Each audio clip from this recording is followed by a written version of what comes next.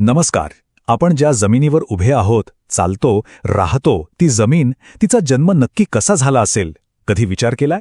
चला तर मग आज आपण एका अशा प्रवासाला निघूया जो आपल्याला अब्जावधी वर्ष मागे घेऊन जाईल आणि भारताच्या निर्मितीची एक अविश्वसनीय कहाणी उलगडेल, अगदी त्याच्या मुळाशी असलेल्या खडकांपासून ते थेट उत्तुंग हिमालयापर्यंत. या आपल्या अद्भुत प्रवासामध्ये आपण भारताच्या भूगर्भीय इतिहासाचे 5 मुख्य टप्पे पाहणार आहोत. सुरुवात करूया भारताच्या अगदी प्राचीन पायापासून. मग बघूया की खडकांचे पहिले थर कसे तयार झाले आणि मग जीवसृष्टीचा उदय कसा झाला. त्यानंतर हिमालयाच्या जन्माची नाट्यमय कथा आणि शेवटी हा सगळा अमूल्य वारसा आपण जपतोय तरी कसा, हेही जाणून घेऊया. आपली ही कहाणी सुरू होतीये तब्बल 4 अब्ज वर्षांपूर्वी. म्हणजे विचार करा, पृथ्वी तेव्हा अगदी बाल्यावस्थेत होती. याच काळात, ज्याला आर्कियन युग म्हणतात, भारताचा मूळ पाया, त्याचा गाभा तयार झाला. या सर्वात जुन्या प्राचीन खडकांना बेसमेंट कॉम्प्लेक्स असं म्हणतात.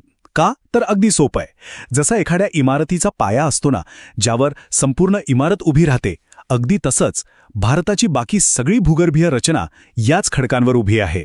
हे खडक इतके प्राचीन आणि मूलभूत आहेत की ते अक्षरशः पृथ्वीचं मूळ कवच आहेत. तेव्हा सगळीकडे फक्त तप्त लाव्हारस आणि खडक होते. त्यामुळे साहजिकच जीवसृष्टी अस्तित्वातच नव्हती. म्हणूनच या खडकांमध्ये आपल्याला एकही जीवाश्म सापडत नाही.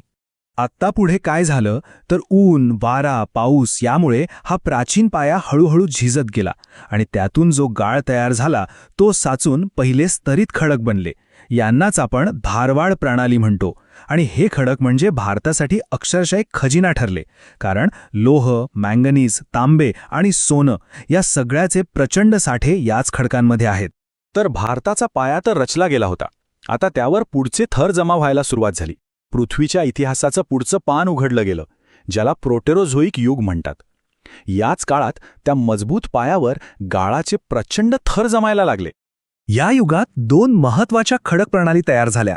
एक होती कडप्पा प्रणाली, जी लोह आणि तांब्यासारख्या खनिजांनी अगदी समृद्ध होती, आणि दुसरी होती विंध्य प्रणाली.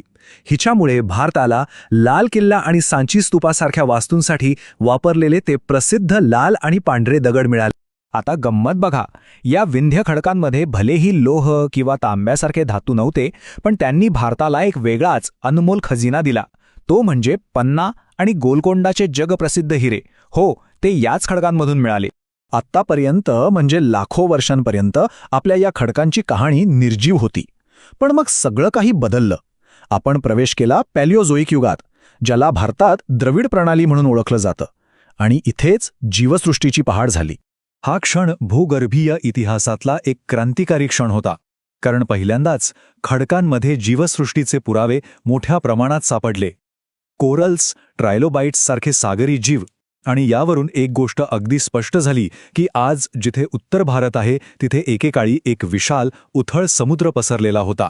आणि सगळ्यात आश्चर्यकारक गोष्ट ऐकायची आहे. जगाचं छप्पर म्हणजे आपलं माउंट एव्हरेस्ट, त्याचं शिखरसुद्धा याच प्राचीन समुद्राच्या तळाशी तयार झालेल्या चुनखडीच्या खडकांनी बनलेलं आहे. अविश्वसनीय आहे, नाही का? चला, आता आपण भारताच्या निर्मितीच्या शेवटच्या आणि सगळ्यात नाट्यमय टप्प्याकडे वळूया. आर्य खडक प्रणाली. या काळात प्रचंड ज्वालामुखीचे उद्रेक झाले, मोठमोठ्या भूगर्भीय टक्करी झाल्या आणि ह्या सगळ्या घडामोडींनी आजच्या भारताला त्याचा आकार दिला. या काळात एकापाठोपाठ एक नाट्यमय घटना घडल्या. आधी गोंडवाना काळात भारताचे प्रचंड कोळसा साठे तयार झाले.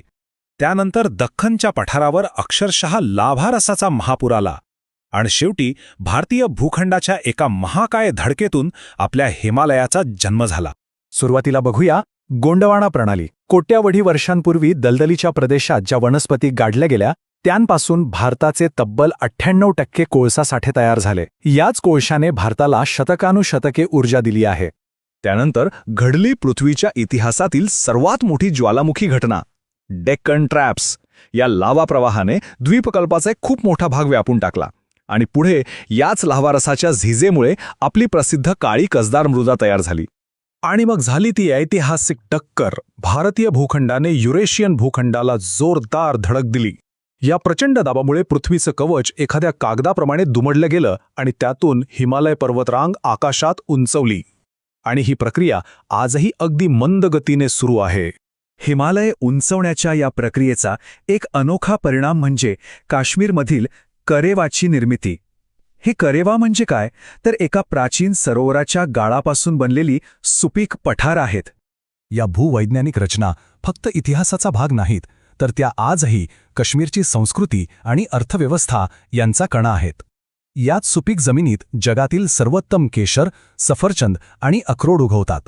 तर या 4 अब्ज वर्षांच्या प्रवासानंतर आपल्याला हा असा समृद्ध आणि वैविध्यपूर्ण भूवैज्ञानिक वारसा मिळाला आहे.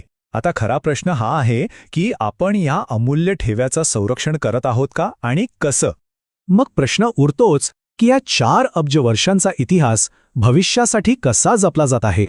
आणि याचं उत्तर होकारार्थी आहे.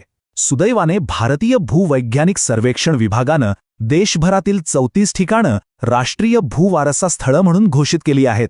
यामुळे ह्या नैसर्गिक आश्चर्यांचं संरक्षण आणि जतन केलं जात आहे. ही स्थळं म्हणजे जणू काही पृथ्वीच्या इतिहासाची उघडी पुस्तकच आहेत.